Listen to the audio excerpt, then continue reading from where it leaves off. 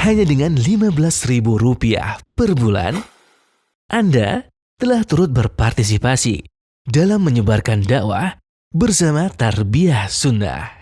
Barakallahu fikum.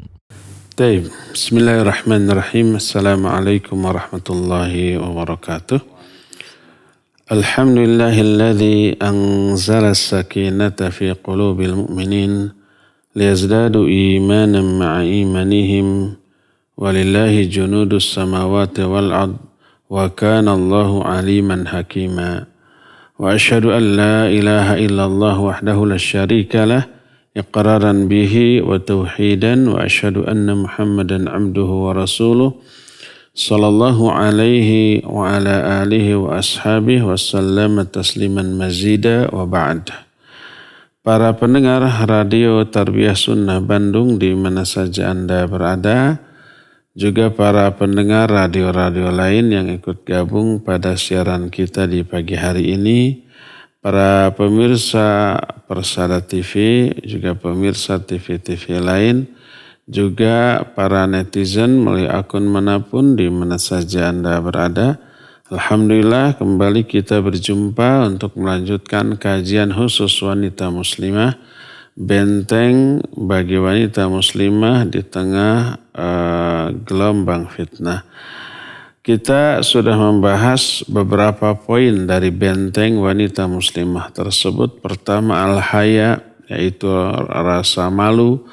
Kedua ilmu, plus include di dalamnya iman, karena ilmu melahirkan keimanan.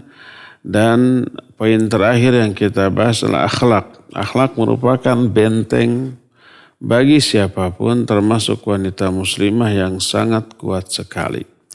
Kita sedang membahas tentang bagaimana cara meraih akhlak. Salah satu di antara cara meraih akhlak adalah idamatun nazar fi siratin nubuwat wasiratis sholihin. Di antara cara meraih akhlak adalah selalu menelaah sirah para sholihin. Sirah para nabi, termasuk di antaranya para sholihin selain para nabi, baik dari kalangan para sahabat atau orang-orang zaman dahulu yang diterangkan oleh Al-Quranul Karim atau yang dijelaskan dalam hadis-hadis yang sahih, termasuk juga para ulama yang menjadi teladan bagi umat ini dalam segala hal, termasuk dalam hal akhlak. Membaca sirah para sholihin memberikan motivasi yang besar. Kita bisa memperoleh banyak faidah dari kemuliaan akhlak mereka. Apalagi Nabi SAW, manusia dengan hati yang terbaik, otomatis dengan iman, akidah terbaik, dan akhlak yang terbaik. Saking baiknya, maka Allah pun menyebut akhlak Nabi dengan sebutan yang sangat agung. Wa innaka la'ala khuluqin azim. Sesungguhnya engkau ini, hai Muhammad, benar-benar di atas akhlak yang sangat agung, akhlak yang sangat mulia. Sampai-sampai Allah Azza wa Jalla menjadikan beliau menjadi contoh tauladan yang sangat bagus dalam hal akhlak bagi semua umat manusia. Allah berfirman, laqad kana lakum fi rasulillahi uswatun hasanah liman kana yarjullaha wal yawmal akhira wa dzakarallaha katsira. Sungguh telah ada bagi kalian dalam pribadi Rasulullah contoh yang sangat baik bagi orang-orang yang mengharapkan berjumpa dengan Allah, mengharapkan kebahagiaan di akhirat, dan banyak-banyak berzikir kepada Allah dengan sebanyak-banyak zikir. Ketika berbicara tentang akhlak Nabi ini, seluruh manusia yang hidup sezaman dengan beliau menjadi saksi utama bahwa beliau merupakan sosok dengan sebaik-baik akhlak. Ketika orang terdekatnya yaitu Aisyah radhiyallahu anha ditanya kaifa kana khuluqu Rasulillah sallallahu alaihi wa alihi wasallam, bagaimana akhlak Rasul alaihi salatu wasallam? Beliau menjawab kana khuluquhul Quran. Akhlaknya itu adalah Al-Quran. Jadi dengan menelaah sirah beliau, sejarah beliau, keseharian beliau, kita akan belajar bagaimana cara berakhlak dan memberi motivasi kepada kita untuk itu. Oleh karena itu berkata Imam Ibnu Hazm rahimahullahu ta'ala, yang beliau jelaskan dalam kitab Al-Akhlaq was-Siyar. Kata beliau, man arada khairal akhirah wa hikmatad dunya wa adla sirah wal ihtiwa ala mahasinil akhlaq kulliha wa istiqaqal fadail bi asariha falyaqtadi bi Muhammadin sallallahu alaihi wasallam wal yastamil akhlaqahu wa sirahu ma amkanahu a'anana Allahu ala al-ittisabihi bimannihi amin.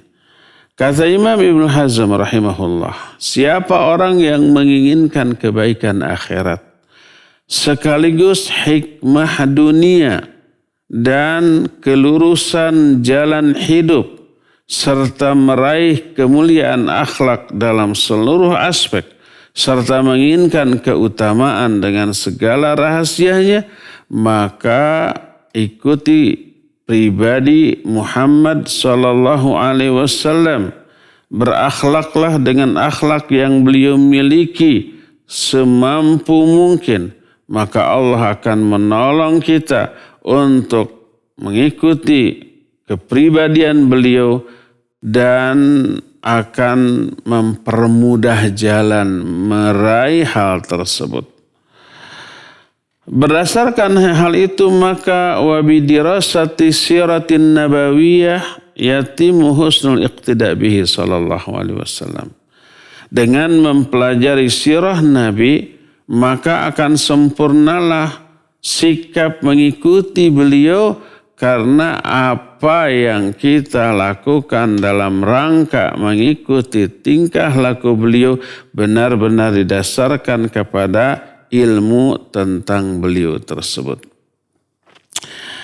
Contoh nyata umpamanya bagaimana akhlak beliau di dalam berdakwah yang bisa meluluhkan hati orang kafir yang tadinya amat sangat keras. Beliau tanpa harus untuk mengajak kepada Islam, dengan menunjukkan kemuliaan akhlaknya saja itu sudah merupakan ajakan yang sangat kuat yang menggedor hati orang-orang yang keras, luluh dengan kemuliaan akhlak. Suatu saat Nabi SAW memiliki unta dan kambing yang jumlahnya sangat banyak, dikumpulkan di sebuah tempat. Datang orang yang kafir melihat-lihat, seperti kabita gitu ya, seperti ingin. Dilihat oleh Nabi SAW. Ditanya, hal tuhibbuh? Apa kamu menyukai semua ini, binatang ini? Dijawab, na'am.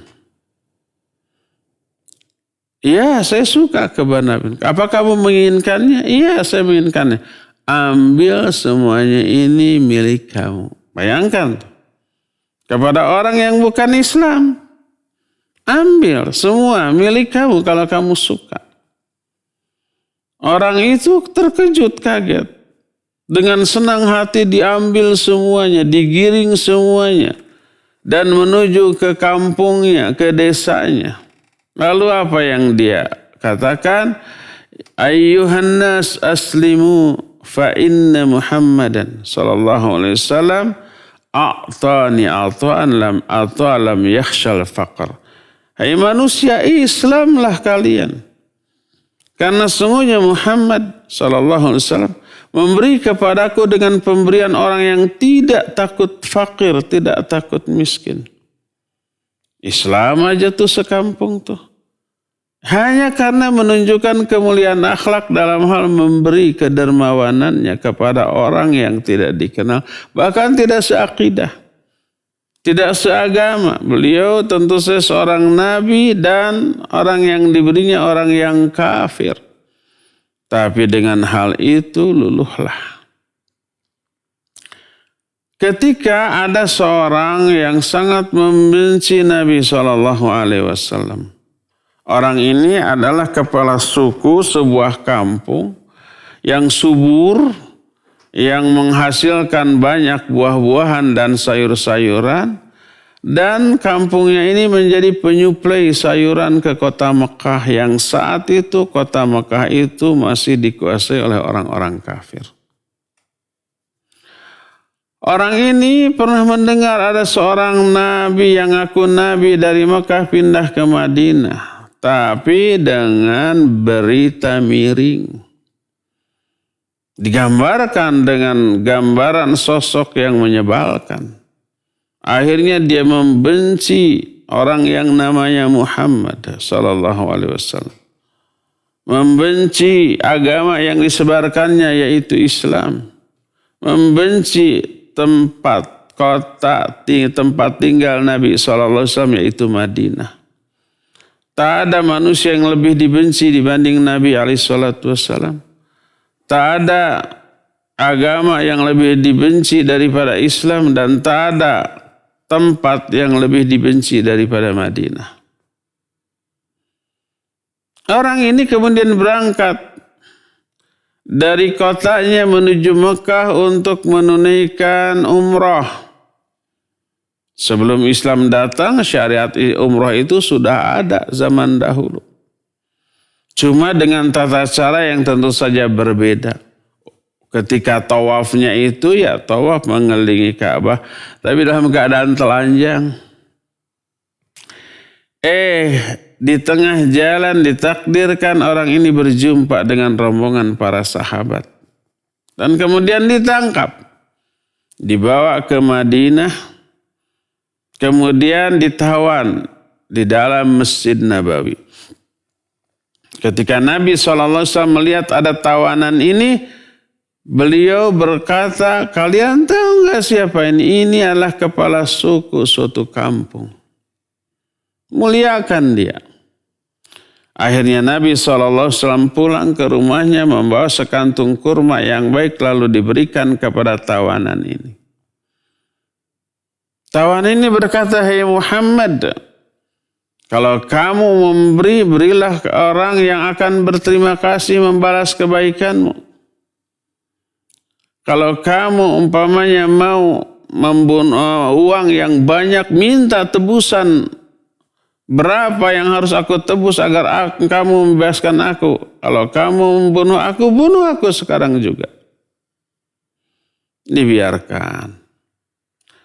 Sehari dua hari oleh Nabi SAW diajak kepada Islam. Tidak pernah menggubris. Dia selalu berkata, kalau kamu mau memberi apapun, berilah orang yang akan berterima kasih kepadamu. Kalau kamu butuh uang, minta tebusan. Aku akan berikan sebanyak yang kau minta. Kalau kamu membunuh aku, bunuh aku sekarang juga. Akhirnya setelah 3 hari dibebaskanlah orang ini. Bebaskan dia. Orang ini selama 3 hari ditahan di dalam Masjid Nabawi melihat apa yang dilakukan oleh Nabi dan para sahabatnya. Melihat kemuliaan akhlaknya, melihat begitu beliau dicintai oleh jamaahnya. Jamaahnya itu bukan takut tapi cinta. Bukan tunduk patuh karena benci atau karena takut yang seperti, tapi karena ya cinta, ya juga karena segan, karena malu dan seterusnya. Demikian juga para sahabat satu sama lain saling peduli, saling memperhatikan, menunjukkan kemuliaan akhlak keramahan persatuan dan kesatuan. Kalau sholat begitu rapat. Dan imamnya betul-betul diikuti dalam setiap gerakannya. Secara kompak. Dan itu memberikan kesan tersendiri dalam hatinya. Setelah 3 hari Nabi SAW menyatakan atliquh, bebaskan dia. Tanpa tebusan, tanpa penyiksaan, tanpa teror apapun kepada orang itu. Setelah dibebaskan, dia pergi melangkah keluar. Menjauhi masjid. Anehnya, semakin jauh langkah dia dari masjid, semakin berat, semakin ada sesuatu yang hilang. Ada sesuatu yang membuat dia nyaman di dalam masjid. Begitu ditinggalkan masjid tersebut, ada sesuatu yang kosong dalam dirinya. Makin jauh, makin berat. Sampai akhirnya tiba di perbatasan kota Madinah. Dia kemudian melihat ada air di sana. Kemudian dia berwudu. Seperti wudu yang dia lihat dari Nabi dan para sahabatnya. Kemudian dia balik lagi menuju masjid. Datang kepada Rasul SAW. Ya Muhammad muddayadak. Hai Muhammad, ulurkan tanganmu. Lalu dia bersyahadat masuk Islam. Bukan karena ajakan, karena kemuliaan akhlak yang ditunjukkan oleh Nabi dan para sahabat. Lalu dia berkata, ya Rasulullah, dulu tidak ada manusia yang paling aku benci kecuali engkau. Sekarang tidak ada, demi Allah tidak ada manusia yang paling aku cintai kecuali engkau.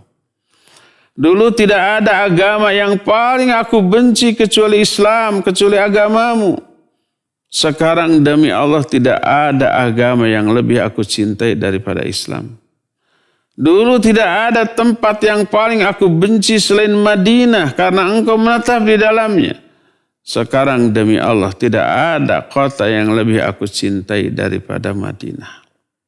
Berbalik tuh, ya. Jadi kisah kemuliaan akhlak yang mampu meluluhkan hati keras orang-orang kafir sehingga masuk Islam, ketika kita mendengarnya, ketika kita membacanya, tentu saja memberi motivasi agar kita pun memiliki akhlak semulia beliau. Itu yang pertama, contoh yang utama dalam hal berakhlak adalah akhlak Nabi kita Muhammad SAW. Demikian juga para sahabat. Orang yang memiliki kemuliaan akhlak yang digambarkan oleh Allah dalam Al-Quranul Karim. Contoh yang nyata dalam segala hal sampai Allah pun memuji. Allah memuji para sahabat di banyak ayat. Salah satunya surah Al-Fat ayat 29. Ayat yang terakhir. Surah ke-48 ayat yang ke-29 Allah menggambarkan kemuliaan para sahabat. Kata Allah, Muhammadur Rasulullah. Walladzina ma'ahu asyidda'u 'alal kuffar. Ruhama'u bainahum. Tarahum ruk'an sujjadan yabtaghuna fadlan minallahi wa ridwana. Simahum fi wujuhihim min atharis sujud. Kata Allah, Muhammad itu adalah utusan Allah. Dan orang-orang yang bersamanya, walladzina ma'ahu, yaitu para sahabat, asyidda'u 'alal kuffar, keras kepada orang kafir, tegas. Ruhama'u bainahum, tapi akhlak mereka mulia, saling mengasihi, saling menyayangi dengan sesama mereka. Tarahum rukkan sujada, engkau lihat mereka itu ahli ruku, ahli sujud. Yabtaghuna fadla minallahi wa ridwana. Rukunya, sujudnya dilakukan secara ikhlas. Hanya mencari karunia Allah dan keridhaannya. Ini urusan hati dan Allah mengetahui isi hati mereka. Allah ungkapkan persaksian Allah tentang isi hati mereka. Mereka tulus sujudnya, rukunya. Ya kualitasnya, ya kuantitasnya, ya kekhusyuannya, ya juga keikhlasannya. Yabtaghuna fadla minallahi wa ridwana. Lalu bekas rukunya, bekas sujudnya berdampak, terlihat pada akhlak, pada perilaku. Simahum fi wujuhihim min atharis sujud. Tanda-tanda mereka nampak pada muka mereka dari bekas sujudnya. Mereka ramah, mereka ceria, mereka yakin, mereka optimis dan teraplikasi dalam bentuk perilaku, akhlak, mulia akhlaknya. Itu yang dimaksud bekas sujud pada muka. Itu akhlak, perilakunya menyenangkan dan itulah para sahabat. Oleh karena itulah maka berkata para ulama ketika berbicara tentang para sahabat, as-salafus salih a'lamul huda wa masahibud duja wa humul ladzina warathu an Rasulillahi sallallahu alaihi wasallam hadiyah wa shimmata wa khuluqah fan nazar fi siyarihim wal ittila ala ahwalihim yab'atsu ala ta'assi bihim wal iqtida bihadihim. Para salafus saleh yaitu para sahabat adalah pembawa petunjuk Nabi alaihissalatu wassalam. Mereka bagaikan pelita yang menerangi jalan hidup. Mereka lah orang-orang yang mewarisi petunjuk Rasul sallallahu alaihi wasallam, juga perilakunya, karakternya dan akhlaknya. Jadi akhlak Nabi SAW terwariskan kepada para sahabat. Maka mempelajari sirah mereka, menelaah keadaan mereka akan memberi motivasi kepada kita untuk mengikuti mereka. Untuk berpegang teguh kepada keseharian mereka. Allah berfirman dalam surah Al-Ahzab ayat yang ke-23. Allah berfirman, minal mu'minina rijalun sadaqu ma'ahadullaha alaih, faminhum man qadha nahbahu, wa minhum man yantadiru, wa ma baddalu tabdila. Di kalangan orang-orang mukmin, yaitu para sahabat, ada beberapa orang laki-laki yang jujur menunaikan janji mereka kepada Allah. Di antara mereka ada yang sudah menunaikan janjinya sampai mati dalam keadaan demikian. Di antara mereka ada yang masih menunggu kesempatan untuk menunaikan janjinya kepada Allah dan mereka tidak pernah mengganti. Coba lihat umpamanya bagaimana akhlak mereka kepada sesama mereka.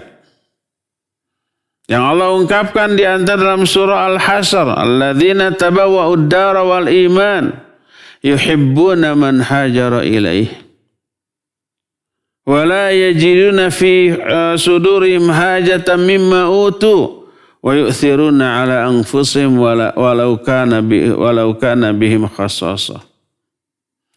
Dan orang-orang yang menetap di Madinah, di negeri ini, dan juga menetap di atas keimanan.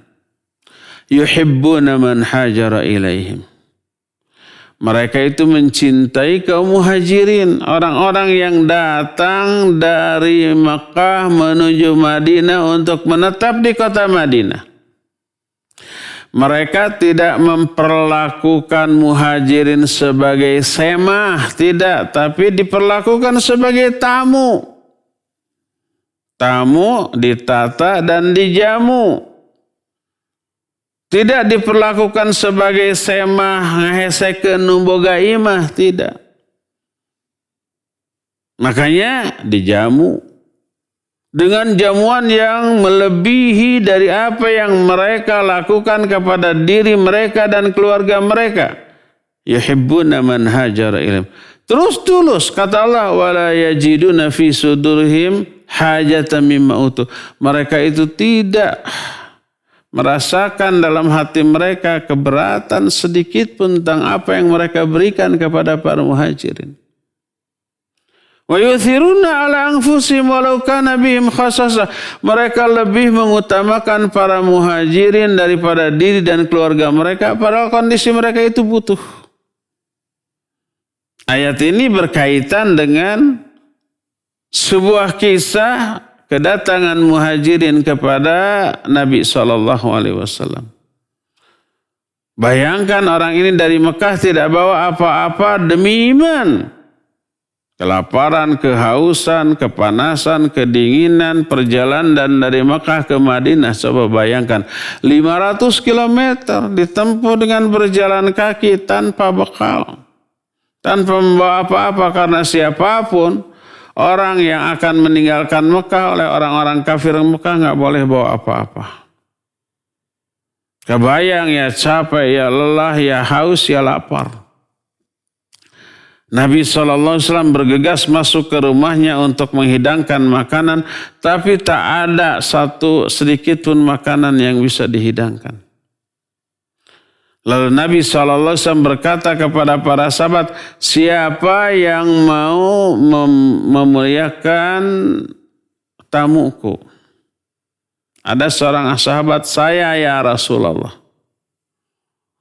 Maka dibawalah muhajirin tersebut ke rumahnya. Disuruh masuk, duduk. Lalu dia berkata kepada istrinya, akrimi dhaifa Rasulillah sallallahu alaihi wasallam. Muliakan tuh tamu Rasul sallallahu alaihi wasallam. Kata istrinya, kita tidak punya makanan apa-apa untuk makan malam. Kecuali hanya satu porsi untuk anak kita nanti malam. Hanya itu, untuk kita pun gak ada. Kata sahabat ini, siapkan untuk makan malam tamu Rasul sallallahu alaihi wasallam. Disiapkan oleh istrinya. Pas umpamanya habis isya, dijamulah dengan makanan seadanya tadi, lampunya dimatikan. Lalu diberikan makanan itu, dia sendiri pura-pura makan untuk dirinya. Tamunya ini makan dengan lahap karena lapar. Kemudian seusai makan, ya, orang itu kemudian dipersilakan istirahat di kamar yang disediakan. Sementara sang pribumi dan anaknya kelaparan, anaknya merengek sepanjang malam. Karena lapar. Tapi dia lebih mengutamakan tamu. Itulah yang dimaksud dengan ayat wa yu'thiruna ala anfusihim walau kanu bihim khassasah. Mereka itu lebih mengutamakan tamunya daripada diri mereka walaupun mereka sendiri kelaparan.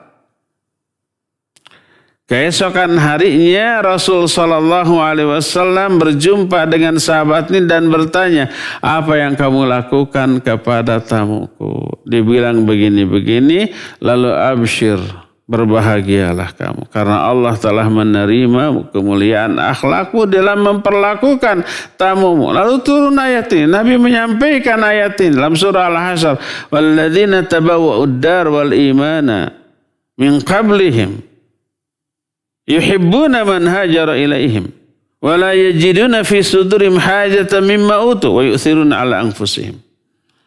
Ini kemuliaan akhlak para sahabat kepada sang tamu yang tidak dikenalnya, yang baru diketahuinya atau ditemuinya. Langsung dimuliakan dengan semulia-mulianya. Oleh karena itu, para ulama seperti yang dituturkan dalam kitab Ad-Darun Nadhid fi Adabil Mufid wal Mustafid, susunan Imam Badruddin Al-Baghawi Al-Ghazi, beliau menyatakan, fa ayyu khaslati khairin lam yasbiqu ilaiha. Kebaikan apa dalam kehidupan manusia yang belum didahului oleh mereka?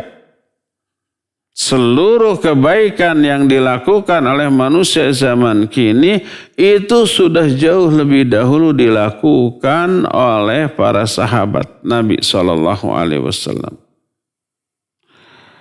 Berdasarkan hal itulah maka kemuliaan akhlak mereka menjadi buah bibir. Berkata Syekh Al-Ghazi di dalam kitab yang tadi kita sebutkan, wa'lam tahqiqan anna alama ahli zaman wa aqrabahum ilal haqqi wa asbahum bis sahabah wa arafahum bi tariqis sahabah faminhum akhadad din. Walidzalika qala Ali bin Abi Thalib radhiyallahu an khairuna atba'una lihaddad din.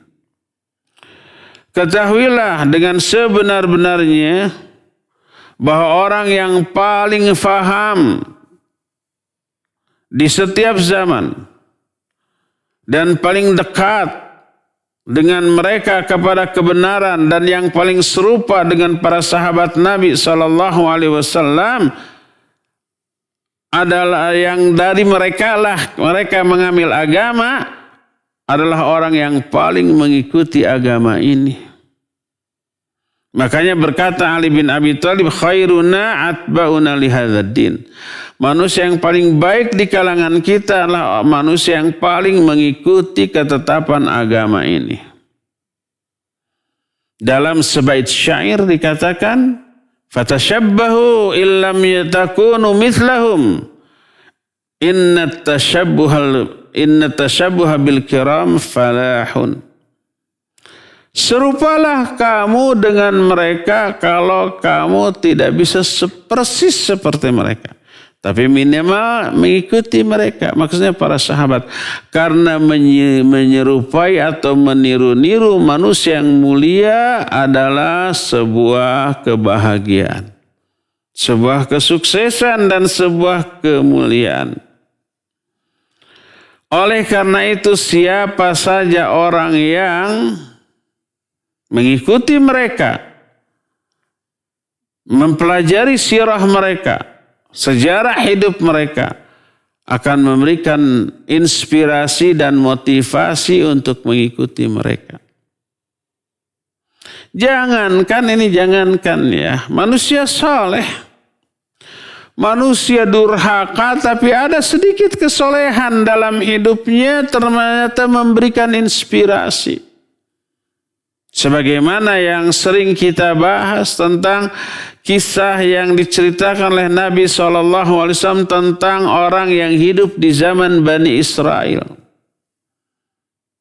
Beberapa hari yang lalu kita bahas hadis ini.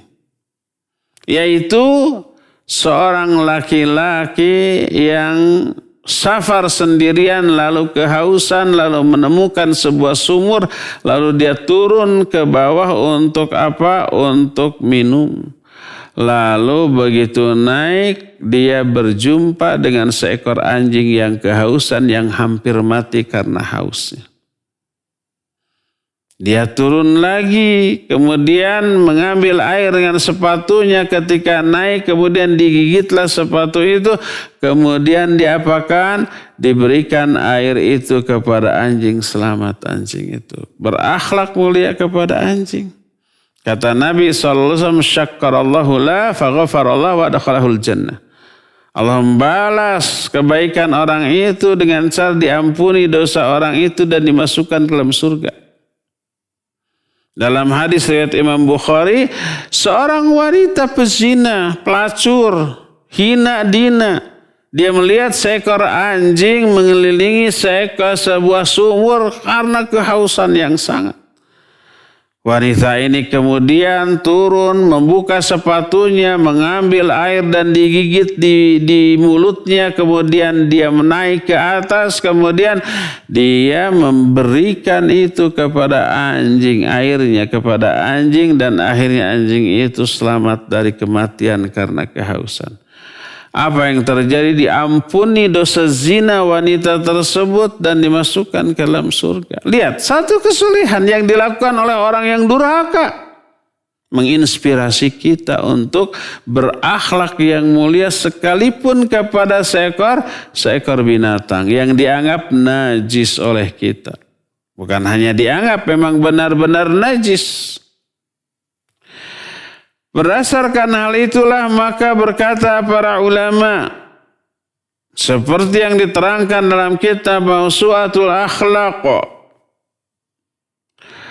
wa jadiru biman lazamal ulama bil fi'li awil ilmi ay yattasifa bima tasafu bihi wa hakada man am'ana an-nazar fi siratihim afada minhum wa hakadha kana sya'nus salafis salih. Fa awwalu dzalika mulazamatu sahabah radhiyallahu anhum li Rasulillah sallallahu alaihi wasallam wa akhdhihim bi aqwalihi wa af'alihi wa i'timadihim ala ma yaridu minhu kaina man kana wa ala ayyi wajhin sadara wa innama dhalika bi kathratil mulazamah wa shiddatil muthabarah wa sara mithla dhalika aslan liman ba'dahum faltazamat tabi'una fi sahabati siratihim an nabi sallallahu alaihi wasallam fafaqahu wa nalu dhurwatal kamal fil ulumi syar'iyyah wal akhlaqil aliyah.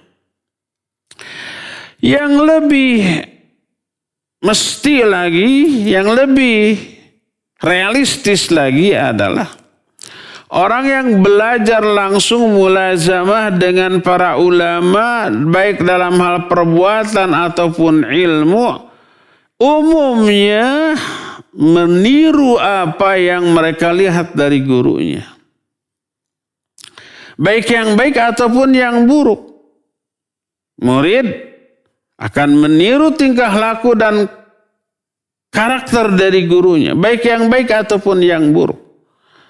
Keburukan gurunya akan ditiru lebih buruk lagi oleh muridnya. Sehingga dalam bahasa kita ada peribahasa, guru kencing berdiri, murid kencing berlari. Ini keburukan. Nah, termasuk juga dalam hal kebaikan. Sehingga dulu para ulama belajar kepada gurunya tanpa menulis, tanpa menghafal. Mereka hanya meniru apa yang dilakukan oleh gurunya dalam segala hal. Dalam hal ibadah, dalam hal bermuamalah, termasuk dalam hal akhlak. Demikian pula pengaruh menelaah sirah para sholihin. Demikianlah yang dilakukan, yang teralami oleh para salafus soleh. Mereka pertama kali dilakukan oleh para sahabat, mulazamah kepada Rasul sallallahu alaihi wasallam. Mereka mengambil apapun yang diucapkan dan dilakukan oleh Nabi sallallahu alaihi wasallam dan bersandar kepada apa yang mereka terima dari Rasul sallallahu alaihi wasallam. Dan itu karena seringnya menyertai Rasul sallallahu alaihi wasallam dan tabah sabar dalam hal itu. Berkata Abdullah bin Mas'ud radhiyallahu an, ta'allamna al-iman, ta'allamna al-Qur'an, fazadna imanan. Kami belajar iman kepada Rasul sallallahu alaihi wasallam dengan cara kami belajar Al-Qur'an, maka bertambah keimanan kami.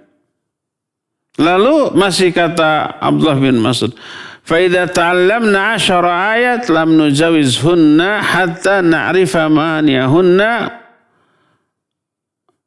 wa na'lama biha jami'an. Kami belajar Al-Quran kepada Nabi langsung 10 ayat demi 10 ayat. Kami belum berpindah terlebih dahulu kepada 10 ayat yang lain. Sebelum 10 ayat yang pertama itu kami hafalkan, kami fahami maknanya dan kami amalkan bersama-sama. Bersama Rasul sallallahu alaihi wasallam. Begitu terus mulazamah mereka. Maka jadilah para sahabat sosok yang akhlaknya mendekati kemuliaan akhlak Rasul sallallahu alaihi wasallam, dan itu menjadi fondasi untuk diwariskan kepada generasi setelahnya. Orang-orang tabi'in mulazamah dengan para sahabat, langsung melihat sirah para sahabat, menirunya, mengaplikasikannya, lalu mereka faham, maka mereka pun menjadi manusia terbaik kedua. Demikian juga tabi'in menjadi terbaik ketiga, karena mereka belajar langsung kepada manusia terbaik. 3 generasi awal ini, generasi sahabat, generasi tabi'in dan tabi'ut tabi'in, menjadi sebaik-baik generasi dalam kehidupan manusia sepanjang sejarah kehidupan manusia. Sebagaimana firman Allah, kuntum khaira ummatin ukhrijat linnas. Kalian adalah sebaik-baik manusia yang pernah dilahirkan ke muka bumi ini, di tengah manusia. Kalian yang dimaksud adalah para sahabat.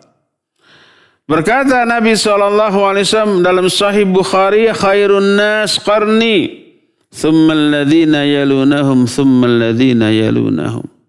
Sebaik-baik manusia adalah manusia yang hidup segenerasi dengan aku, yaitu para sahabat. Lalu generasi yang berikutnya dan generasi berikutnya. Tabi'in dan tabi'ut tabi'in. Kenapa mereka menjadi generasi terbaik? Karena akhlaknya terbaik. Kenapa menjadi manusia dengan akhlak terbaik? Karena mereka langsung melihat sejarah kehidupan manusia terbaik. Para tabi'ut tabi'in melihat kehidupan tabi'in lalu diikuti dan ditiru, diaplikasikan. Para tabi'in melihat kehidupan para sahabat, mereka tiru, mereka aplikasikan. Para sahabat melihat langsung pribadi Rasul sallallahu alaihi wasallam dalam kesehariannya. Mereka tiru dan mereka aplikasikan. Jadi mempelajari sejarah para solihin tak diragukan lagi. Akan memotivasi orangnya untuk memiliki akhlak seperti yang mereka lihat. Kita tidak bisa melihat Nabi SAW ataupun para sahabat ataupun para ulama. Tapi kita bisa membayangkan, berimajinasi tentang bagaimana perilaku mereka dengan melalui penelaahan terhadap sejarah hidup mereka. Inilah fungsi belajar sejarah para solihin. Kemuliaan akhlak mereka bisa kita serap, memotivasi, menginspirasi kita untuk memiliki kemuliaan akhlak yang sama dengan akhlak mereka. Oleh karena itulah maka salah satu di antara cara untuk meraih kemuliaan akhlak adalah mempelajari akhlaknya para solihin.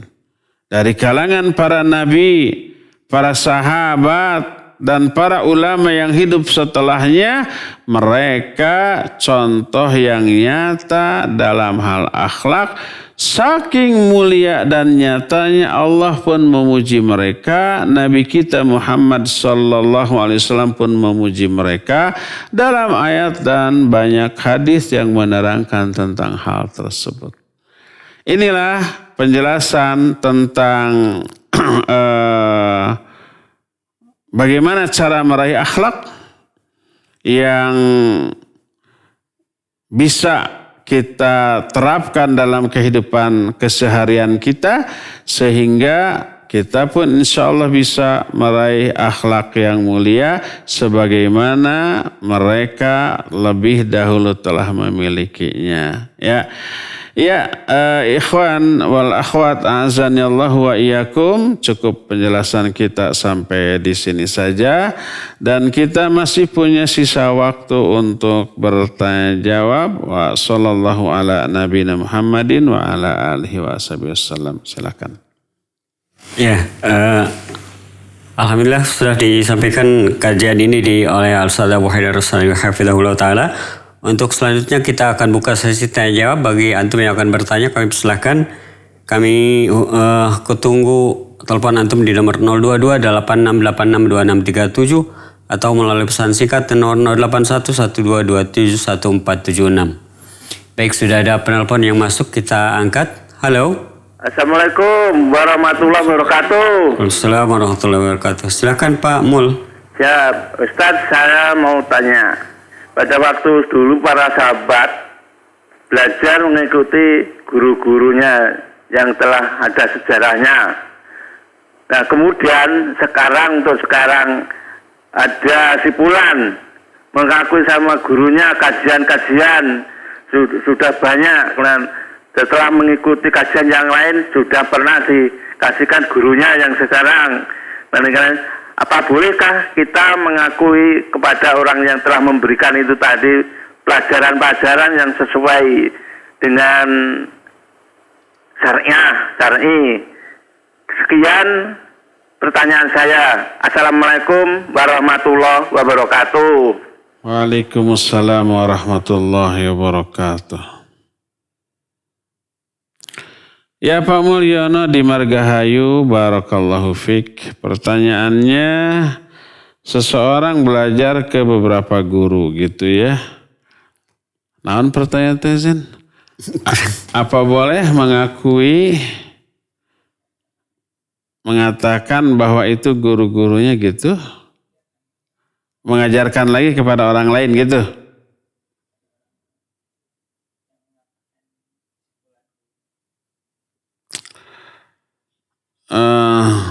Iya. Pertama, boleh nggak belajar ke banyak guru? Boleh, tentu saja bagus. Jangan belajar ke 1-2 guru, sebanyak mungkin guru. Ribuan kalau bisa. Selama guru-gurunya adalah yang layak dijadikan guru. Baik dari segi kelurusan, akidahnya, manhajnya, pemahamannya. Yang kedua juga keilmuannya memang diakui oleh sesama guru yang berilmu ya. Adapun kalau mau belajar kepada orang yang bengkok-bengkok, menyimpang akidahnya, manhajnya, pemahamannya, atau lurus tapi keilmuannya kurang gitu ya, sehingga dikhawatirkan dia karena keterbatasan ilmunya memberikan informasi yang keliru, yang salah, makanya jangan. Atau berilmu dan lurus akidahnya tapi dusta, maka juga jangan. Khawatir dia berdusta dalam menyampaikannya nanti. Adapun kalau umpamanya dia orang yang berilmu, layak diambil ilmunya dan juga lurus pemahamannya dan juga dia amanah dalam menyampaikannya, silakan belajar ke guru yang seperti itu, walaupun banyak yang seperti itu. Silakan belajar ke sana, belajar ke sini, belajar ke yang lain-lain ya. Lalu setelah kita belajar itu, kita boleh nggak mengakui bahwa itulah guru-guru saya? Ya boleh, nggak apa-apa ya. Terus boleh nggak kita mengajarkan kepada orang lain, kemudian kita bilang bahwa guru saya itu tuh, ilmu yang saya ajarkan kepada kamu saya ambil dari itu. Ya boleh saja, tentu saja boleh. Kalau memang kita sudah dianggap layak mengajar. Dari beberapa segi yang menjadi persyaratan pokok untuk bisa mengajar. Kalau merasa belum, maka jangan. Syekh Utsaimin rahimahullahu ta'ala di dalam Kitabul Ilmi ada satu bab al-akhta allati yajibu hadruha. Beberapa kesalahan yang wajib dijauhi oleh para tulabul ilm. Salah satunya adalah at-tasaddur qabla ta'ahul. At-tasaddur maknanya menjadi narasumber, mengajar qabla ta'ahul, sebelum dia berkemampuan di bidang yang dia ajarkan. Jangan seperti itu. Jangan coba-coba umpamanya mengajarkan satu kitab yang hanya dia pernah baca sekali atau 2 kali, lalu merasa paham, lalu diajarkan. Berbahaya. Karena apa? Karena membaca hanya sekali 2 kali itu hanya memperoleh informasi ilmu yang ala kadarnya. Harus berkali-kali. Setelah tamat baca lagi diulang. Setelah tamat baca lagi diulang. Setiap kali mengulang membaca pasti akan menemukan informasi ilmu yang baru. Apalagi kalau kita belajar langsung tentang kitab yang sudah pernah kita baca ini kepada ahlinya. Itu yang lebih utama ya. Demikian Pak Mul, wallahu a'lam bishawab. Silakan lagi. Nah, syukron Ustaz atas jawabannya. Kami sekali lagi undang kepada para pendengar dan juga pemirsa bisa bertanya secara langsung kepada Al-Ustaz melalui telepon di nomor 022 86862637 atau melalui pesan singkat di nomor 081122271476. Baik, kita bacakan pertanyaan melalui pesan singkat. Ada dari Hilda di mana? Assalamualaikum warahmatullahi wabarakatuh. Afwan Ustadz, kalau misalnya kecewa terhadap teman dan kita tidak mau kembali dekat dan akrab lagi dengan orang itu, karena setelah tahu bahwa orang itu sering berbohong dan bahkan menghasut orang-orang supaya percaya dengan kebohongannya, tapi dia selalu berusaha mendekati, apa salah kalau kita menjauhinya atau bagaimana sikap kita seharusnya? Syukran Ustadz. Ya, Hilda di mana? Barakallahu fik. Apa yang harus kita lakukan ketika melihat kawan kita, sahabat kita terjerumus ke dalam kesalahan, bahkan permanen kesalahannya karena karakter. Suka berbohong, suka berdusta, memprovokasi orang, itu karakter. Nah, bagaimana yang harus kita lakukan? Pertama, wajib bagi kita mendakwahinya, menasihatinya, meluruskannya semampu kita. Apapun yang bisa kita lakukan untuk merubah karakter buruknya menjadi baik, menghilangkan keburukan akhlaknya, lakukan. Baik menasihatinya, atau membawa ke pengajian, suruh konsultasi ke ustadznya, atau dengan cara apapun yang kita lakukan selama cara itu bagus. Selama cara itu tidak terlarang secara syar'i. Kalau caranya terlarang secara syar'i, ya jangan dibawa ke dukun supaya dijampe-jampe harupat, ya jangan. Ya. Jadi pertama, nasihati, luruskan. Itu yang pertama. Kedua, kalau setelah dinasihati, diluruskan, tidak juga berubah, tetap buruk, ya jauhi. Ya, jangan bersahabat dekat. Pertama, karena khawatir tertulari dengan kebohongannya. Kita nanti bisa ikut berbohong, berdusta juga seperti dia. Sudah sering kita lakukan, kita bahas, kita katakan, al-mar'u 'ala dini khalili falyanzur ahadukum may khalil. Seseorang itu agamanya, termasuk maksud agama itu pemahaman ataupun pengamalan, sangat dipengaruhi oleh agama kawannya. Kawannya tukang bohong, menyimpang agamanya dari aspek itu, nanti kita ketularan bohongnya. Maka hendaklah setiap kalian memperhatikan dengan siapa dia berkawan. Jangan berkawan dekat dengan orang seperti itu, jauhi. Nah, kalau dia umpamanya terus mendekat, ya berupayalah untuk menghindar. Kalau umpamanya dia menelepon, nge-WA kita, yuk kita ketemuan, untuk kita bisa beralasan, afan, saya tidak bisa. Saya ada keperluan ini, ada keperluan itu. Saya ada pekerjaan ini, ada pekerjaan itu. Semaksimal mungkin menghindar. Kalau kita tidak bisa memperbaikinya, maka hindarkan. Menghindarinya bukan memusuhinya. Kita tidak memusuhinya. Tetap umpamanya kalau ketemu tanpa sengaja, ngobrol berbasa-basi, ya sudah. Tapi jangan bergaul akrab dan dekat dengannya. Ya. Kalau umpama kita satu lingkungan dengan dia, baik kerja ataupun kuliah atau sekolah atau apapun gitu ya, ya kita bisa menghindar dengan tidak banyak ngobrol, tidak banyak bergaul dengan dia. Ya, tetap tunjukkan kemuliaan akhlak, tidak menunjukkan kebencian ataupun permusuhan kepada dia. Harus dibedakan antara bergaul akrab dengan bersahabat dengan memusuhi, itu dua hal yang tidak harus bertolak belakang, ya. Tetap kita tidak memusuhinya, tapi tidak menjadikannya sebagai kawan akrab untuk bergaul. Allahu a'lam. Syukran Ustaz atas jawabannya. Pertanyaan selanjutnya melalui pesan singkat dari hamba Allah. Ustaz, afwan di luar tema. Ustaz, saya pernah mendengar perkataan bahwa para ulama itu tidak berani beramal sebelum hatinya benar-benar ikhlas. Bagaimana maksudnya Ustadz? Seringkali saya dalam beramal juga sering dihantui oleh rasa sepertinya tidak ikhlas. Sepertinya ini riya dan lain-lain. Tapi tetap saya lakukan juga amal tersebut. Mohon penjelasannya. Jazakallah khair. Baik, barakallahu fiik. Fulan atau fulanah di bumi Allah, gitu lah ngarah gampang. Iya, Kita tidak berani mengamalkan satu amalan sebelum benar-benar yakin tulus. Maknanya bukan amalan yang menjadi kewajiban bagi kita. Bukan amalan yang fardu ain seperti sholat, seperti saum, seperti zakat, seperti haji dan umrah. Itu mah jangan. Aduh, saya belum berani sholat nih sebelum ikhlas nih. Akhirnya tidak sholat.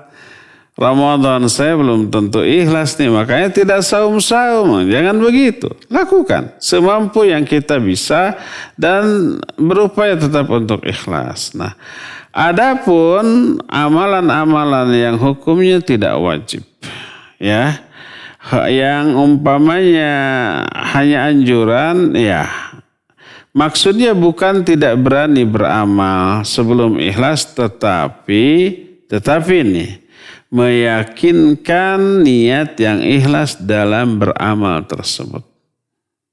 Jadi berpikir, pertama yang akan kita lakukan ini niatnya untuk siapa? Untuk Allah atau untuk pujian manusia? Kalau ternyata untuk pujian manusia, maka dia luruskan terlebih dahulu niatnya. Diluruskan niat, bukan menunda amal, tapi berupaya meluruskan niat hanya untuk Allah Azza wa Jalla. Dan meluruskan niat hanya untuk Allah bisa seketika, bukan untuk manusia. Bukan untuk pujian, bukan untuk dunia, benar-benar untuk Allah Azza wa Jalla. Tanpa harus menunda amal 3 hari lah untuk meluruskan niat. Enggak harus begitu. Tapi seketika bisa. Insya Allah saya niatkan ini untuk Allah SWT. Lalu setelah niatnya lurus dia mengamalkannya. Ya, seperti itu yang harus dilakukan. Jadi sekali lagi bukan tidak beramal kecuali setelah niatnya lurus. Maknanya bukan menunda amalan sampai ikhlas. Tetapi seketika itu juga merubah niat yang dikhawatirkan untuk dunia. Untuk pujian manusia, seketika itu dirubah menjadi hanya untuk meraih ridha Allah SWT. Wallahu a'lam. Silakan. Syukron Ustaz atas jawabannya. Kepada para pendengar dan juga pemirsa yang akan bertanya secara langsung, kami tunggu di nomor telepon 022-8686-2637. Baik, selanjutnya dari pertanyaan pesan singkat yang sudah masuk dari hamba Allah di Padang. Ada pertanyaan di luar tema Ustaz. Bagaimana cara mengembalikan harta yang dicuri namun pemiliknya sudah tidak diketahui keberadaannya? Apakah boleh lewat sedekah? Bolehkah sedekah ke masjid? Jazakallahu khairan. Ya, wa jazakallahu khairan. Ikhwan yang dari Padang ya. Umpamanya naudzubillah, seseorang mencuri uang atau barang dari orang lain. Setelah sekian lama dia menyesal dan tobat. Ingin mengembalikan uang atau barang yang dicurinya. Tapi orangnya itu tidak ada. Entah kemana, mungkin dia diangkut, nyopet gitu ya. Sudah uangnya masih ada, masih utuh. Tapi baru tobat, nyari lagi ke setiap angkot yang kemarin sudah nggak ada. Bagaimana caranya bertobat dari hal itu? Ketika uang yang dicuri pemiliknya sudah tidak diketahui kemana. Yang harus kita lakukan ya sedekahkan, mengatasnamakan orang tersebut. Mengatasnamakan pemilik uang yang uangnya kita curi. Sedekah atas nama dia.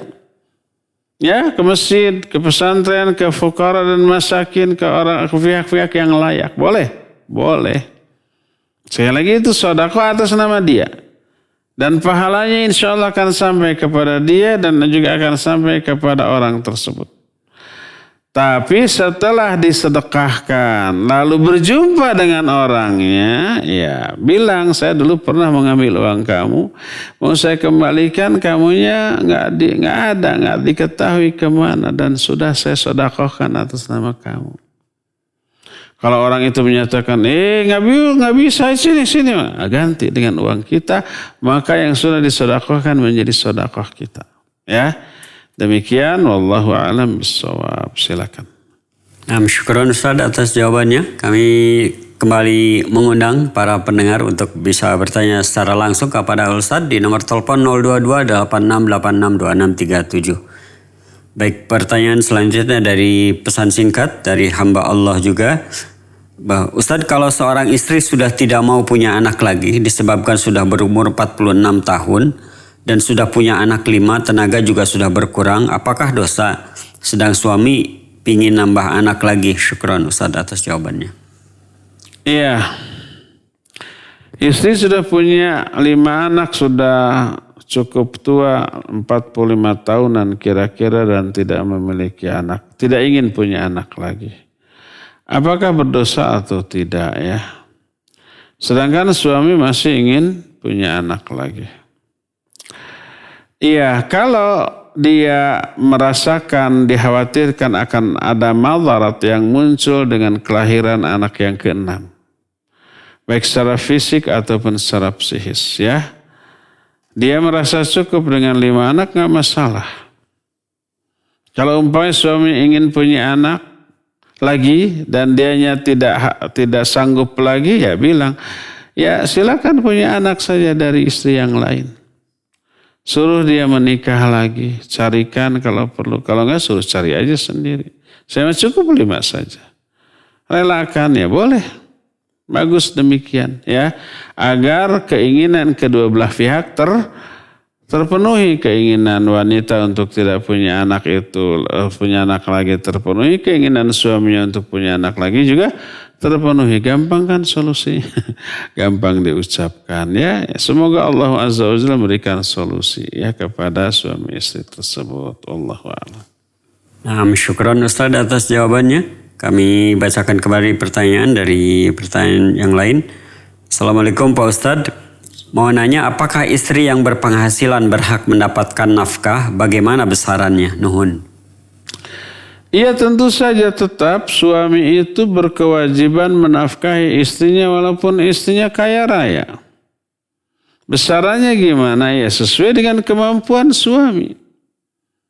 Lebih banyak suami memberikan nafkah untuk istrinya, lebih bagus, lebih banyak pahalanya. Karena Nabi SAW menyatakan satu dinar yang kamu infakkan kepada jalan Allah. Satu dinar yang kamu infakkan, yang kamu nafkahkan untuk diberikan kepada fakir miskin. Dan 1 dinar yang kamu nafkahkan kepada istrimu, maka yang lebih besar pahalanya adalah 1 dinar yang kamu nafkahkan untuk istrimu. Pahalanya besar. Lebih besar daripada infak fisabilillah atau kepada fuqara dan masakin. Walaupun istrinya umpamanya kaya raya, enggak masalah. Kewajiban suami seperti itu. Allah menyatakan wa bima anfaqu min amwalihim. Allah menyatakan ar-rijalu qawwamuna 'alan nisa bima faddalallahu ba'dahum 'ala ba'd wa bima anfaqu min amwalihim. Jadi suami itu wajib memberikan nafkah kepada anaknya, kepada istri yang dinikahinya ya. Kalau disia-siakan, tidak diurus, tidak dinafkahi, dosa. Sebagaimana hadis sahih riwayat Imam Muslim, kafa bil mar'i itsman idza dhayya mayaun. Cukuplah seseorang itu dianggap berdosa bila dia menyia-nyiakan orang yang berada di bawah tanggung jawabnya. Itu kalau istrinya mampu. Apalagi kalau istrinya tidak mampu. Sampai umpamanya suaminya nganggur atau dia melanjutkan sekolah. Setelah S1 beres, dia sekolah S2. Istrinya ini suruh kerja. Menafkahi dia, membiayai dia. Apalagi istri sudah melahirkan umpamanya. Ya, punya bayi suruh kerja. Saya mah harus sekolah atuh. Menyelesaikan sekolah. Gak tahu diri itu suami. Ya. Sekolah itu bukan wajib ain. Fardu kifayah itu kalau yang dia pelajari ilmu syar'i. Apalagi kalau ilmu umum, enggak. Kalau menafkahi anak dan istri wajib fardu ain. Enggak boleh fardu ain digugurkan hanya perintah orang tuanya. Kata orang tuanya, kamu harus sampai S3 dulu, jangan dulu bekerja. Suruh istrimu bekerja. Ini orang tuanya juga yang ikut berdosa. Si anaknya yang menjadi suami ikut. Ketika istrinya menuntut nafkah, dah kata ayah saya nggak boleh bekerja dulu, saya harus sekolah sampai S3. Kamu tuh yang harus kerja. Ini suami nggak tahu diri yang kayak begini, ya, menyia-nyiakan orang yang di bawah tanggung jawabnya. Ya, demikian. Wallahu a'lam. Silakan. Syukron Ustaz atas jawabannya. Kami bacakan pertanyaan selanjutnya dari Umu Ibrahim di Majalengka. Ustaz, bagaimana kalau seseorang belum mengqadha puasa tapi qadarullah telah meninggal duluan? Maaf, telepon. Halo. Silakan. Halo, Assalamualaikum. Assalamualaikum warahmatullahi wabarakatuh. Dari siapa di mana, Pak? Dari Abu Abdillah, Cilengsi. Cilengsi. Ya, Silakan. ya. Semoga Allah SWT memberikan keberkahan ilmu dan amal serta Amin wa iyyakum. Silakan. dan taufik istiqomah yang akan membuahkan kecintaan Allah kepada kita semua. Anak mau bertanya, anak mempunyai 3 anak masih kecil, 1,5, 3 dan 6 tahun, laki-laki semua. Yang anak bertanya, dari mana anak harus memulai mengajarkan ilmu kepada mereka yang sesuai dengan disiplin ilmu yang disyaratkan. Itu saja, Syukron. Mohon penjelasannya. Assalamualaikum warahmatullahi wabarakatuh. Waalaikumsalam warahmatullahi wabarakatuh. Iya. Abu Abdillah di Cilengsi, barakallahu fiik, memiliki 3 anak. Usianya masih balita ya, semuanya. Bagaimana cara memulai mengajari mereka? Jangan dulu memaksa mereka untuk belajar dalam aspek menghafal dan memahami. Biarkan mereka menghabiskan dulu dunia anak-anak mereka. Jangan diajari dulu hafalan Quran, hafalan hadis gitu ya. Boleh umpamanya menanamkan kebiasaan baik kepada mereka. Kalau umpamanya sholat ya, ayah ibu mau sholat, ayahnya ke masjid, boleh nggak dibawa si anak ke masjid? Kalau anaknya baik tidak mengganggu boleh. Tapi kalau anaknya tidak baik di masjidnya lari-lari, teriak-teriak, ngambil mikrofon, kemudian dia azan ketika orang sholat, ya jangan dibawa ya. Menanamkan kebiasaan baik dengan tidak memberikan pelajaran tertentu nggak apa-apa. Ya seperti umpamanya makan bismillah dulu ya. Kemudian ketika umpamanya ketika anak umpamanya mau meminta sesuatu kemudian dikasih, boleh kita ajarkan terima kasih atau jazakallahu khairan ya. Itu ya boleh. Tapi memberikan pelajaran berupa hafalan, berupa pemahaman jangan dulu. Biarkan saja dulu. Atau memaksa, ayo kamu harus sholat, belajar sekolah. Kalau umpamanya tidak mau ada hukuman, nggak boleh, belum saatnya ya. Belum saatnya. Berdasarkan hal itulah maka cara mengajarkan kebaikan kepada anak dengan menanamkan kebiasaan yang baik terlebih dahulu. Jangan dibebani dengan beban untuk menghafal doa, menghafal ayat, seperti itu nggak perlu ya. Kalau ternyata si anak umpamanya dibawa ke madrasah lalu dia mendengar secara rutin tiap hari ayat hadis yang dibacakan doa lalu dia hafal sendiri ya bagus, nggak apa-apa, boleh. Tapi tidak memaksakan kepada si anak ya. Nanti setelah saatnya tiba maka insya Allah nanti si anak ada masanya untuk diajari. Memaksakan anak untuk belajar padahal fondasinya belum kuat ya, masih rapuh, ini membahayakan. Nanti umpamanya sejak TK dibebani dengan hafalan, itu sampai SD nanti stuck. Mereka